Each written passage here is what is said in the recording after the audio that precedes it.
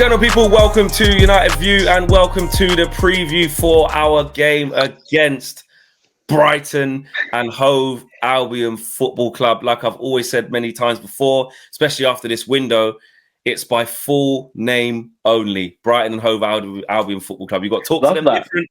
Yeah, that's been my little thing, bro. But actually, before we even get into that, big up to Ryan from TSR, huge Brighton fan, for joining us, man. How you doing?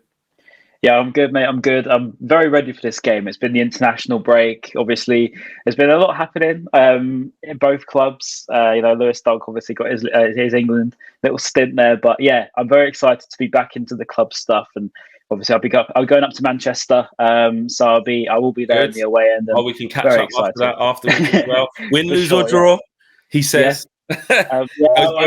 Goes both ways. We'll see how it goes. Yeah, we'll see how it goes. I might have to get home, but no, I'm joking. We'll see. Yeah. But yeah, no, it should be good. It should be a good game. That's for sure. Absolutely. Just quickly before we carry on, to my editor will actually kill me. Can I just ask you to go down a little bit so that your head's not cut off? Yeah. There you go. Perfect. Cool. Perfect. Had to do that because no, it's all good. Tiny bit more. Because you got perfect hair, bro. You got perfect hair. I mean, if this is perfect hair on travel, then I'm happy with that. I mean, that's pretty good going. There you go. Is that right? Oh, yeah. Mate. Okay. Yes, the ground rules are done. But yes, it's a big game at Old Trafford. It's always a close game. Well, apart from, a couple of times at the Amex where we got absolutely smashed. But at Old Trafford, anyway, it's always a close game. In the last few games we've had anyway, the one at the Amex last season, obviously lost it in the last minute penalty, Luke Shaw handball. First game of last season, we were a bit all over the place. Ericsson up front, but you've done a number on us then. Semi-final, FA Cup, nip and tuck all the way to penalties. So the games are always close and we're due a win. I feel like we're due a win against you, but we know it's going to be difficult. We've got some teething problems of our own going into this game, but you're the guest, bro. We'll start off with yourselves. How are Brighton going looking into this game? How they looking going into it? Yeah, well, we want to win. That's for sure. It's a very different Brighton. Perhaps if you got me on a few years ago, this would have been a different conversation. So we're going to Old Trafford. If we get anything less than 2-0, I'll be happy with that. But no, it's very different now. We want to win the game. De Zerbi wants to win every trophy out there with a team like Brighton. So we're going to Old Trafford and expecting to win the game. It's a mad thing to say when you say it out loud, but yeah, as you say, we've had some crazy games in the past. Obviously, not to mention, you mentioned our moments, but the Bruno Fernandes after full time thing. I still haven't forgotten that, and I'll never forget that for as long as I live. The moments at Old Trafford, and yeah, we've been through it. I think both ends. So it always feels like a edgy one when we play a big six side, particularly Manchester United, obviously, with everything going on at the football club at the moment. So I think that you're there for the taking for sure as an outsider looking in, but it'd be interesting to see how that is from your perspective too. You can hear that, guys. You see, Ryan is talking confident, and rightly so. They're saying they're coming here to win, and to be honest, that's of no surprise to any Man United fan, and it shouldn't be. It really shouldn't be. This is a difficult game. I know that the recent history has told us that. If you're looking at the progress of Brighton and Hove Albion Football Club, it tells you that, and the players that you've got, very, very exciting players. The manager that you now have in the aftermath of Graham Potter, when everybody thought maybe this is the end now, they've lost their golden gem, and now they're even better. So the same with players leaving. They've lost their key player. You lot do it time and time again. And it seems like you get better every time, to be honest with you. And I think from our point of view, if we look at some of the team news and go into some of that situation, I mean, for us, we're a bit at the time of recording. Well, actually, no, even when this goes out, the press conference still wouldn't have been done yet. That's tomorrow. We need to see how Lisandro Martinez comes back off international duty. Didn't play any of the games, come off against Arsenal as a precaution, it seems. But he didn't play any games when he went away with Argentina, but did train. So you're thinking, how is he going to be? We don't know.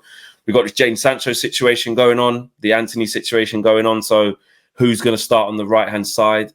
Is he going to shoehorn Bruno out there? Is he going to go with Pellistri? Is he going to give Garnacho a try out there? Everyone's guess is as good as everyone's. Midfield, obviously, Sofiane Amrabat signed. Had to withdraw from Morocco. I've got to be honest. Yeah, exactly. Had to withdraw from the Morocco side. Again, it seems very precautionary. Would he be able to start? I think it'll probably be a bit much.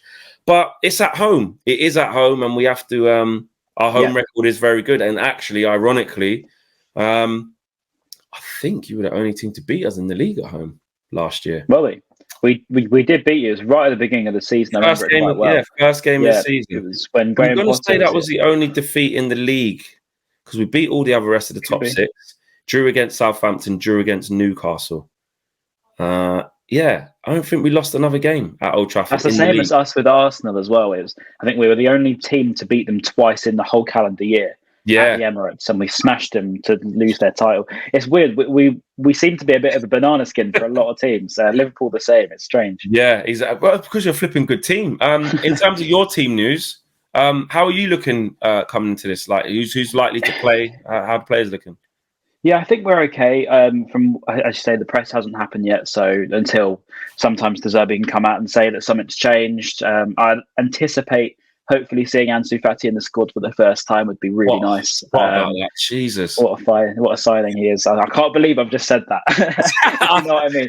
I can't believe I've just said that. Ansu Fati's at Brighton. This is the team I've watched since League One. It's crazy, but yeah. So Ansu Fati could be in the squad. Hopefully, obviously, no Julio Enciso. As probably everyone knows, got their knee injury for 4 months, which is a big shame. Evan Ferguson withdrew from the Irish squad, but everyone just thinks it's one of them where young player protects him at all costs because we got United coming up. The last game, mate. Hat-trick last game, very, very lethal in front of goal. João Pedro was good as well, linking up with him. So, yeah, we've got a good team at the moment. And, yeah, I think from back to front, we're looking pretty good. It sounds crazy to say it because obviously most people are used to having a number one and a number two goalkeeper. But at Brighton, in case you didn't know, we've got two number ones, as the Zerbi's quite famously alluded to. It's very different. It's very obscure and out there, but he wants to have two number ones. So whether it would be Jason Steele, whether it would be Verbruggen, based on the last game, I'd like to see Verbruggen staying in there. But yeah, that back four makes itself, as I'd probably say. And I think back to front, we're looking pretty good, pretty fit.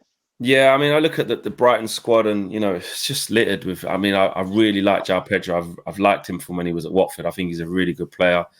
We know what we're getting with Toma. He's going to be up against Wan-Bissaka. Wan-Bissaka, as you know, relishes that 1v1 duel. You know what I mean? Well, Matoma said it, didn't he? After the FA Cup game, he's like, flipping heck. Like, that was tough. And I give credit to Wan-Bissaka. Yeah, I mean, I was at the game when you guys won 1-0, the last game at Brighton. And, even that, they had a great tussle. But Matoma, I think he was clean through, should have scored after 5 minutes. But that's going to be a great that game. Gosh, and I've never celebrated so much in my life. When the man McAllister's goal, I jumped on my dad so much. I don't even want to know what happened to people around me, but yeah, that was a mad game. I think we had chances. You had chances, and it was just big. A little bit. There wasn't much in it, and then to lose it like that. And it was a handball. It was. And I was.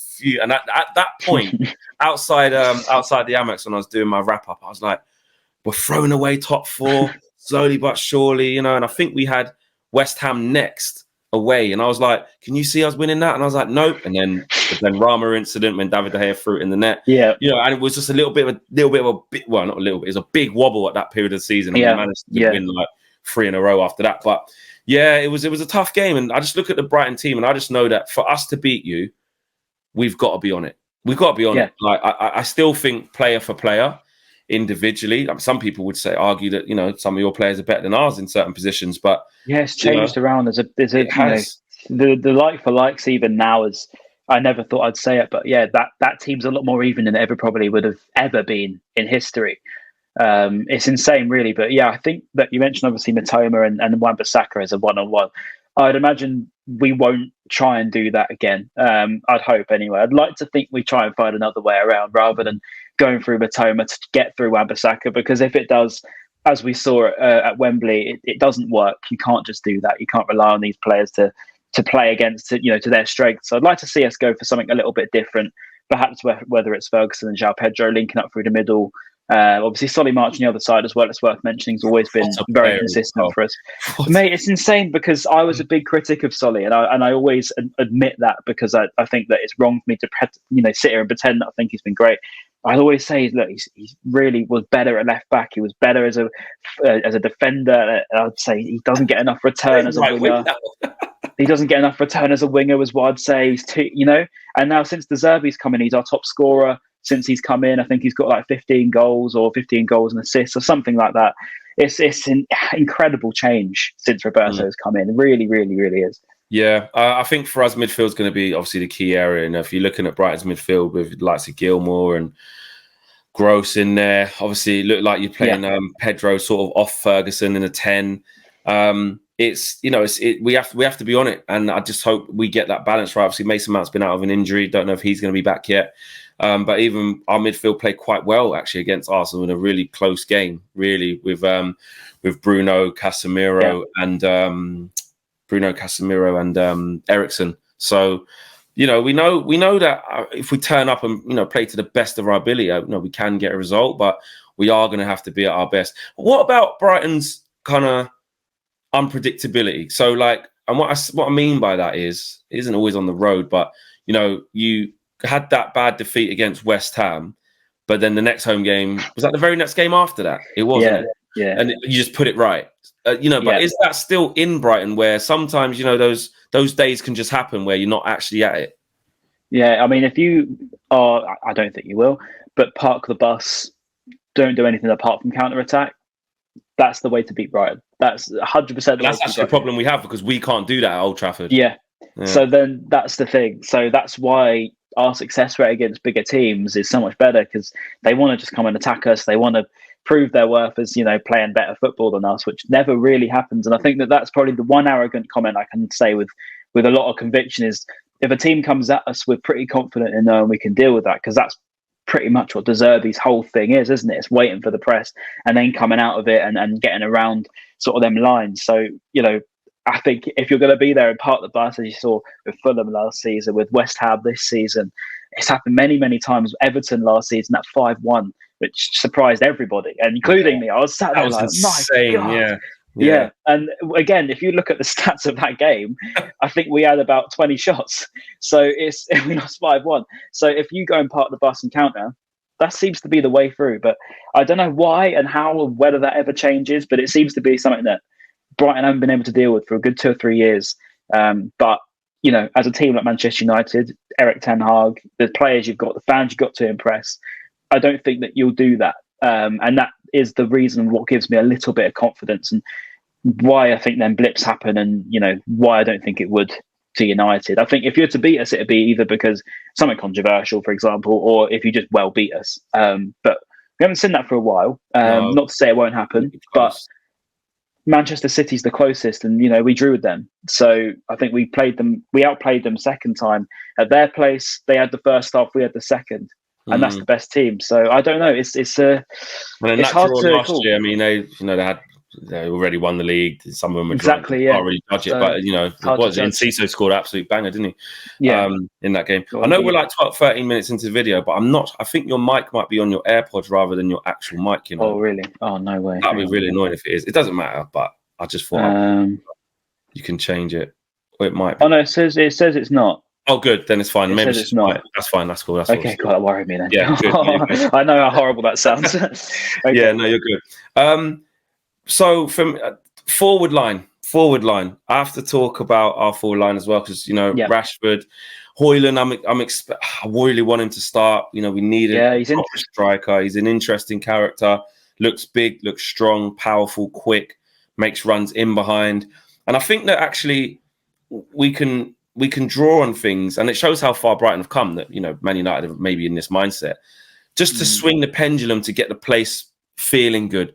Give him a start. If it can only last 70 minutes, 60 minutes, I want to see him start. That will give Old Trafford, give it a lift. You know what I mean? If Amrabat can play from the start but can only do 60 or whatever, give him a game. Let's get these guys going because we will have to be our best, and it is going to be a really, really close game. And Rashford going up against probably is Veltman going to play right back again? Or I hope so. I'm glad you mentioned the right back spot actually, because we've been playing Milner there, which really you don't want Milner against Rashford, mate. I tell you that. No, so I'd like to hope that that Veltman does play in that game.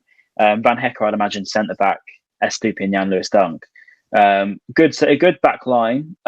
It'd be interesting as well. Tarek Lamptey came back for the first time in a good few months now. I reckon a good 6 months or so.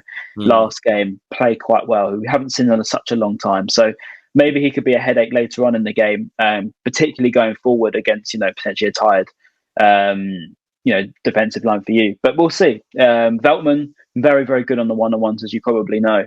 A bit like Wan-Bissaka, he sort of fancies himself and someone's taking him on. But when Rashford's on his day, he's got a very, very good record against Brighton. That's for sure. Very, very lethal against us and pulls out a few tricks as well. Rashford's going to be important because actually, if we think about it, it could be a really unfamiliar front three, depending on what he does in the absence of Anthony. And I'm presuming the absence of Jadon Sancho. I'm presuming he's not going to be in the squad. Yeah. It's a big talking point. Shouldn't be allowed to say sorry and get back in and train well this week and then get back into the Brighton squad. In my opinion, no matter how well he trains, he needs at least a match ban just to show the rest of the players. Oh, really? You think that? That's what I think. Yeah, for me, mate, when Ronaldo sort of done something publicly to undermine the manager when he walked off against Tottenham, he missed Chelsea away the next game. He's, they put a statement out quick, here's your punishment, and it's done. And with Jadon Sancho doing something as deliberate as what he did, me personally, I'm like, nah, it's fine. I'm not saying there's no way back, but I'm like, we can't just say it's okay and you can say sorry and come back in the team for the next game. But some Man United fans disagree with me. Some Man United fans saying, listen, do it for the good of the team. Anthony's not there. We've got no players on the right-hand side. Palestri's young. We need Sancho back and, et cetera, et cetera. It depends how you think about it. And everyone's got different opinions. But for me, and that does put us at a disadvantage, of course. I mean, Jadon Sancho could be a good player to have in that. But having said that, this version of Jadon Sancho hasn't really been doing it. So it's like, again, when he wasn't available at Arsenal, nobody went, oh, no, he's definitely not available. We're definitely not going to win. That was like, oh, okay, I wonder what happened. Because that's how it's been for Jadon Sancho. It's not like if Rashford was missing, if Bruno was missing. So, and it's quite sad to say, I really want it to work for Jadon, but I don't think he'll be there. So our front line, back to what I was saying, it could be quite unfamiliar if you start Højlund and maybe start Palestri. A lot of it's going to be on Rashford, and that could play into your hands a bit. I'm just thinking maybe pessimistically, but Man United's front line might be a little bit different, which might take us some getting used to, which actually now I'm saying it, maybe Ten Hag might try to keep it as similar as possible considering we've got issues. Yeah. It'll be interesting in midfield, I think, for me, because obviously no Caicedo, no McAllister. That was my biggest worry. Yeah. Before Newcastle, I would have come on here probably not negative, but maybe a little bit more conservative, because I think that, that midfield, you saw it against West Ham, even against Luton, their counter-attacks were really hurting us a lot. Luton were coming forward because, they're that typical sort of championship, sort of newly promoted, very physical, dominating us in midfield. And because we only had Gross and Gilmore, who at the time weren't used to dealing with that, every single time there's a transition, particularly Mo Dahoud, who I do like, but very, very, very lightweight. If you're going to be, putting a challenge in, unlike Caicedo or McAllister, probably going to get a bit more stuck in. So that tackler was missing. Carlos Balaba's now signed, who I haven't mentioned at all since he signed, actually. So it will be interesting to see if he just comes straight in and deals with that. Himself and Gilmore could be interesting. But at the same time, Pascal Gross, you can't leave him out. His record against Manchester United is ridiculous. I think he's got 7 or 8 goals against you now since we've been promoted, which is mad. He seems to be a real nemesis. It's quite nice for us to have a nemesis for once, because normally we're the ones. We got Callum Wilson, we got Danny Ings, we got James Ward-Prowse. I could list so many that we've got. It's quite nice to have one on somebody else. Yeah, definitely. He's someone who just always seems to do the job against Man United. Him and March are just, Brian's got these players. It's not solid. And you're just like, oh, here we go. But I actually, thinking about it, I think you could see it in two ways, where someone could say, oh, how embarrassing that Man United could potentially, let Brighton come to Old Trafford and have possession and et cetera, et cetera. But actually, when I think about it, and Ten Hag's not stupid as well, we are going to transition. He says many times he wants us to be the the best team in transition in the world, which I want us to be the best in possession. I want us to control games. I want us to, I want total football. But with the weapons that we've got, we are very effective at, if a move breaks down, if you're honest, because Brighton, let's face it, Brighton aren't going to be rushed into making crazy decisions. They're going to play their game. They're going to keep the ball well. And there will be periods of the game where we're on the back foot, or I say back foot, you've got the ball and we're in our shape and we are waiting for a counter. I think that will happen in periods of the game. That's the way that I see that, being a win for you is the counter, because it sounds silly, but the counter attacks hurt us a lot, and they have done for a long time. I don't know why we can't deal with it, how it's taken this long to have anyone be able to deal with but when it's transition play, especially coming at us, we really can't deal with it very well. And we're not the best really at breaking out either. We're better at holding the ball, breaking teams down, breaking them lines, making them get impatient. That's what I think will be the way that we try and do to you, is getting that, especially, without all due respect, but Big Six fans, they don't like being impatient. So as soon as the crowd start getting impatient, they'll start booing, they'll start wanting you to start attacking a bit. And that's what Brighton will want to do. They'll want to frustrate, and then they'll want to almost not break out, but play that De Zerbi ball that everyone loves to go on about on Twitter. Yeah, exactly. De Zerbi ball. No, but I can see it, and I'm not naive enough to know that there's going to be periods of the game where it is probably correct for us to sit. Very similar. Look, Ten Hag's no slouch. Again, in the FA Cup final, semi-final, it literally proved how Ten Hag understood to stop Brighton playing out. He had kind of Martial just kind of screening at the time. Caicedo was dropping in between Duncan Webster, just picking up the ball and just starting attacks from there. And anytime Martial would just show a little bit too much to one of them, bop, bop, bop, and they're off. So Ten Hag's not stupid. He knows that just because those players are gone in McAllister and Caicedo, Brighton still play a certain way under De Zerbi. He's not going to change shit. De Zerbi is a very, very good manager, very tactically sound manager. And to get Brighton playing how they are, you have to respect it. So we will show a level of respect, but at the same time, I think with it being at Old Trafford, we'll have moments on the ball as well. We'll want to do things quickly. Yeah, that's what's going to make it a close game. To move it on a little bit, Evan Ferguson. Okay, Evan Ferguson. I know you lot, charge loads of money, and there's been reports that we're looking at him already, and this 300 million for you, great price. 300 million, like then I might be able to look you in the eye. Until then, I'm going to be sitting quite comfortable. This chair is really nice, actually. I do like sitting back, but I don't see it happening anytime soon, if I'm being honest. Just because of how we've been with sales. Caicedo, obviously, we've fleeced Chelsea for 100 million, and I just think with Ferguson, he's 18. I think we'd be very, very silly to let him go any point at the moment. He seems to have a very good team around him.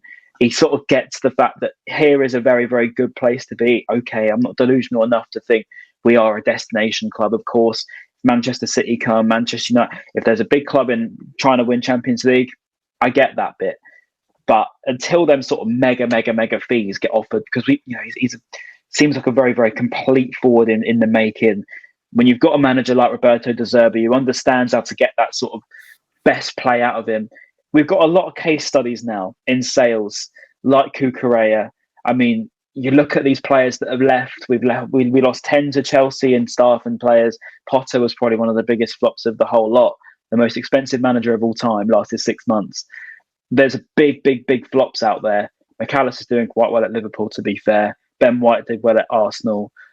It gets quite thin from there. Basuma started turning up for Spurs this season. It's taken a year. But that was only 25, to be fair. 25 million. Everyone said that was a bargain at the time. Yeah. And that was, I think, to just move everything on, to be honest. Without mentioning anything. I don't want any of that smoke. But I think it was just for all parties just to get rid of all of that. But I think, when you look at a lot of players that are left now, you think Trossard now not really starting for Arsenal, questioning his game time to Arteta this week. You look at them Chelsea players that they've got hold of us. So Robert Sanchez, obviously they're saying he's not very good. We did try to tell you.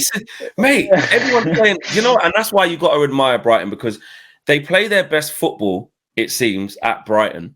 I know McAllister and Caicedo, let's wait and see, but they seem to do their best work at Brighton increase their value to astronomical. Exactly. It's a system. And that's why I always say, let's not get gassed at certain players and think that it means that they can automatically step outside of that Brighton system, go to the top level. Well, Brighton are nearly operating at that top level, to be honest. Yeah. If I'm being respectful.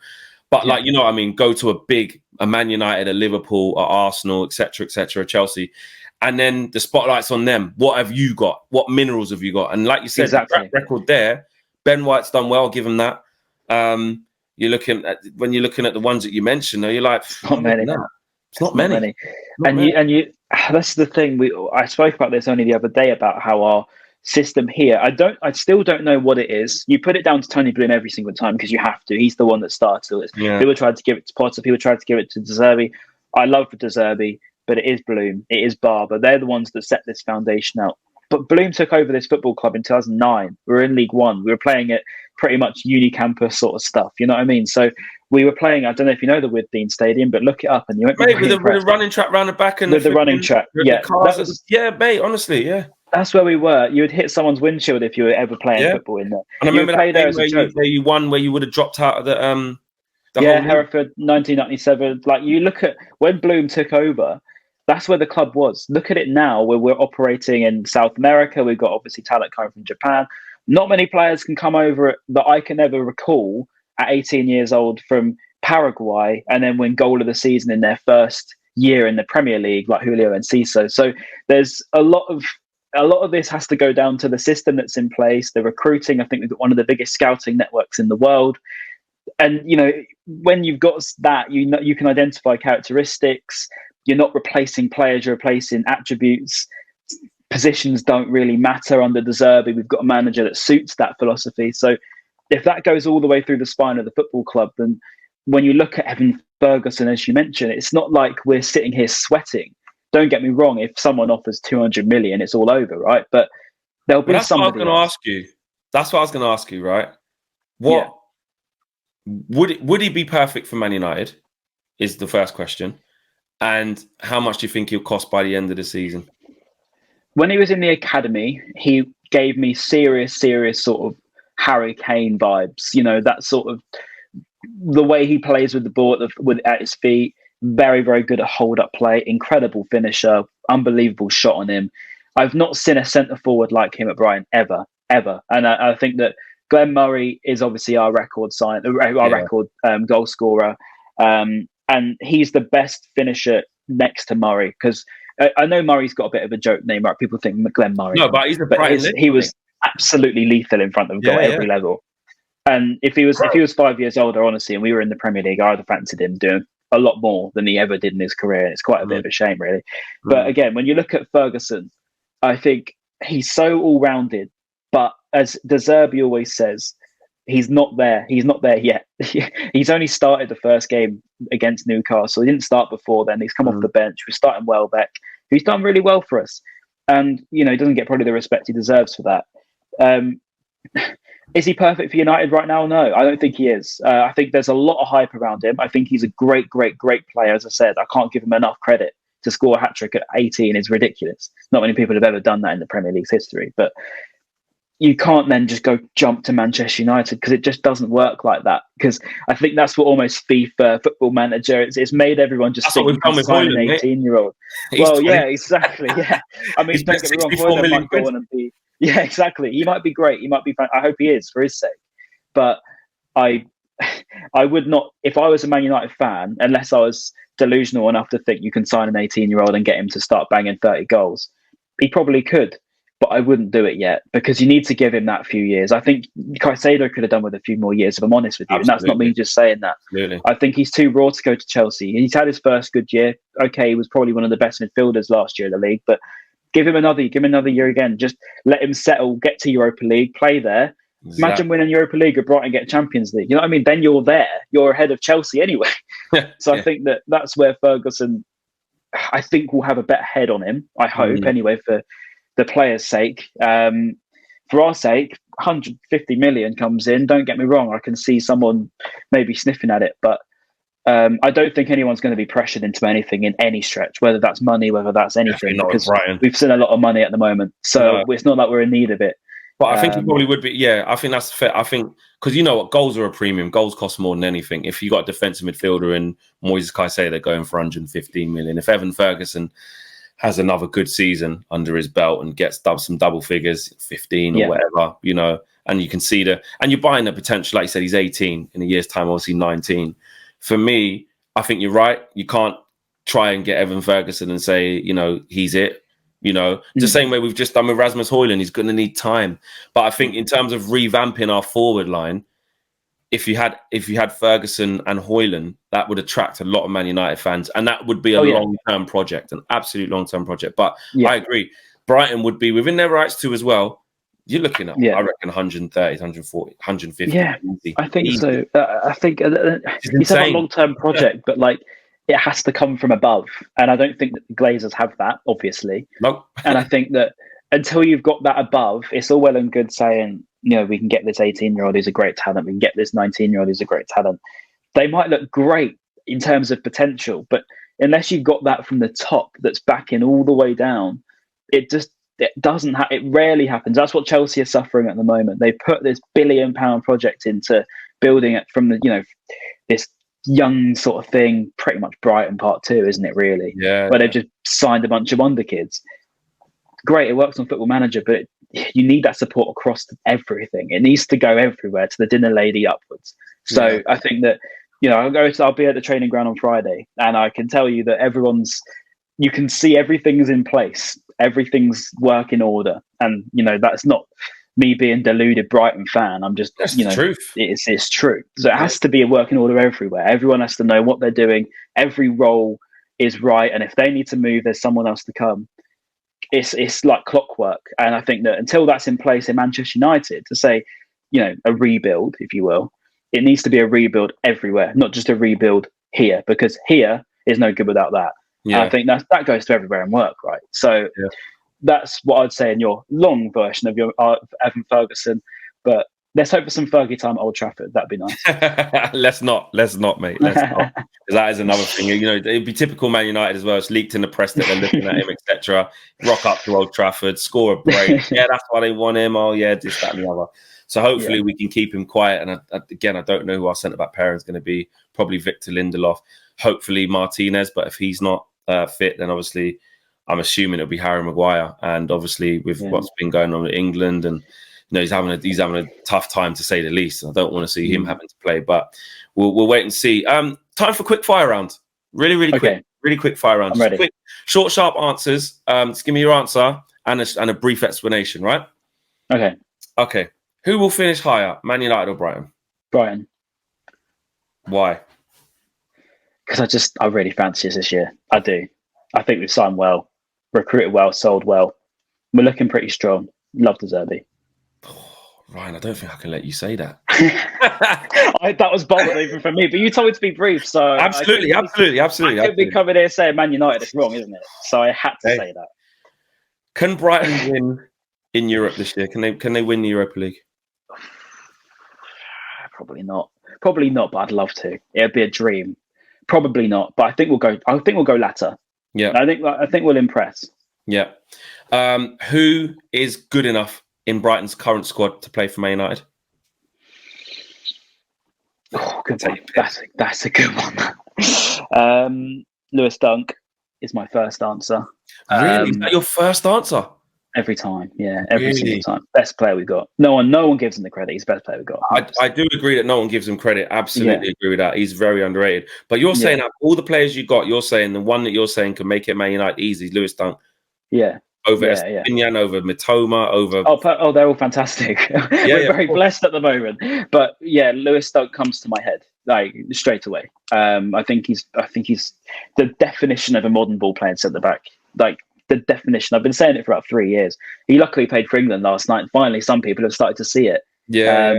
But yeah, he's quality, and it's a shame it's now 32. He's had to make that England debut. Come too late. Yeah, I know. But he's superb. He's superb. I'd say Purvis, Estupinian. Obviously, Luke Shaw's not the most consistent with his injury track record and himself in general. So Estupinian. Let's go one more just for the sake of it.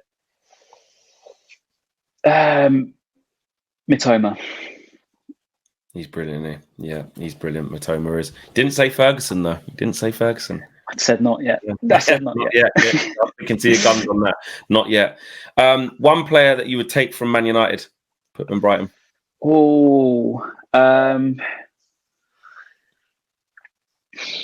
it's not much. I'd give Jadon Sancho a revival arc. To be fair, no, I don't know. Guys, look at this. Wait, can I just pause you? That I know you said you've got to give a quick answer. This is taking the piss. Guys, no, I'm actually thinking Ryan from Brighton. No, and I'm just saying this is a damning indictment, bro. We've just asked Ryan, a Brighton fan, what one player would you take from Man United? And he went, he's not having any of our guys. I'd have some of your guys. I'm just trying to think of who it would be and where they work. Right back. Who have you got right back? Wan-Bissaka. I'd have him. We need a right back, to be fair. That's the first person that comes. So, so Rashford, Matoma, you like, got Matoma, I'm good for Yeah, we've got Matoma, yeah. Wingers, what are you saying, wingers? Sancho, give him a revival arc, as I said. Up front, Ferguson, João Pedro. You're not taking Bruno behind Ferguson? Bruno, yeah, he just annoys me. It's just the honest answer, right? Look that they hate Bruno. I don't hate him, but he just is a bit annoying. Casemiro, you're not taking him? Yeah, to be fair, now he lost Caicedo. Billy Gilmore, though. I love Billy. Billy. He's so much potential. It works here. This is what I'm saying. Okay, so you're more the system. Again, I've got to remember, you're a Brighton fan, so you're all about the system, the attributes. It works here. The name. Yeah. De Zerbi's played my brain so much that I think I'm him. But no, I get what you're saying, but I think that Casemiro, yeah, he's a fantastic player, but if he comes here, as we've seen before, you start acting big time with us. Caicedo, chop, Trossard, gone. Robert Sanchez, gone. I mean, up and back with knockout, gone. This is a model professional, by the way. This is 5 Champions Leagues. I know. I get it. I 100% get it, and it's not pressuring me. Okay. And I think Casemiro. Don't get me wrong. I'm not slating Casemiro. I think he's fantastic. I think his career's been unbelievable. I think he's a fantastic player. Very, very prone to getting a red card, but that's another story. But no, actually, yeah, you say it. Casemiro would be a fantastic player. If you ignore no, we're good. We're good. Don't need him. Got Duncan and Van der Heck. Losing Colwill makes me want Martinez a bit more. In fairness, but I don't really fancy Maguire at the moment, if I'm honest. No. Who's Lindelof? I'm all right for Lindelof. He's injured, but we've got Varane. Varane's injured, yeah. To be fair, Varane I'll take. Yeah, Varane I'll take, 100%. Guys, look at that. And that just shows you. And that's why these things are brilliant, right? When you collaborate with other fans, because it really does give you an insight as to how people feel about the thing squad. Is, I'm saying this on first glance. Yeah, absolutely. So it's going to be me watching this back later, and I'm going to think, oh, I didn't say this. Oh, I didn't say that. Oh, I look like an idiot there. But but you make good cases as to certain other players where you're saying, listen, Rashford and Matoma, in your opinion, you're saying there's not much. I think Rashford's class, but inconsistent. Really if I was to go and say completely change and literally swap, then I wouldn't swap at the moment Matoma, because why would I? He's one of the greatest prospects. No. I wouldn't swap with Van Hecker at the moment. That's what I'm saying, because he's been so good for us, and he locked up Haaland, which is only one of the centre backs in the league that locked up Haaland last season.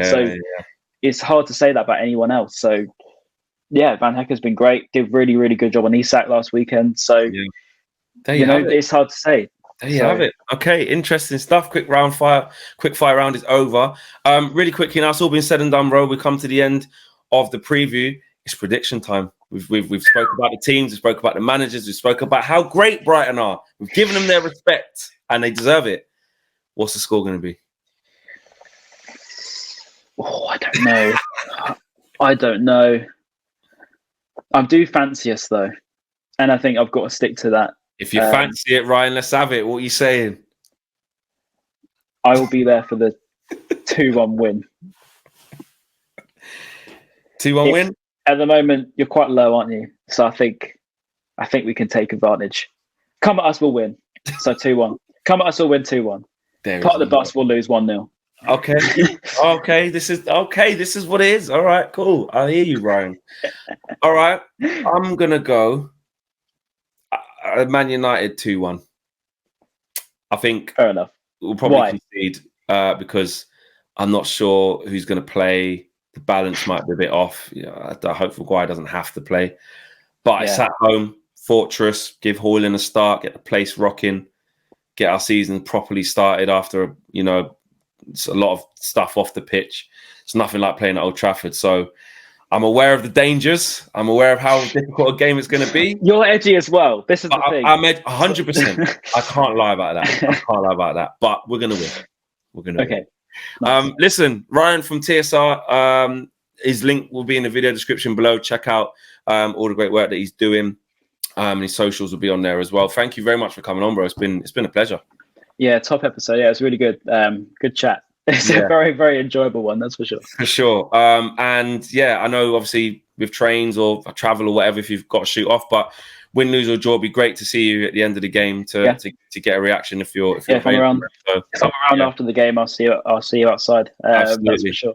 Okay, guys, smash a like on the video, subscribe to the channel if you are new. Let us know, as always here on United View, if you agree or disagree with some of Ryan's views on our team, on his team, and how he's seen stuff. I feel a lot of people are going to give you a lot of ratings. I'll wait for the quick fire, then everyone will be commenting, isn't it?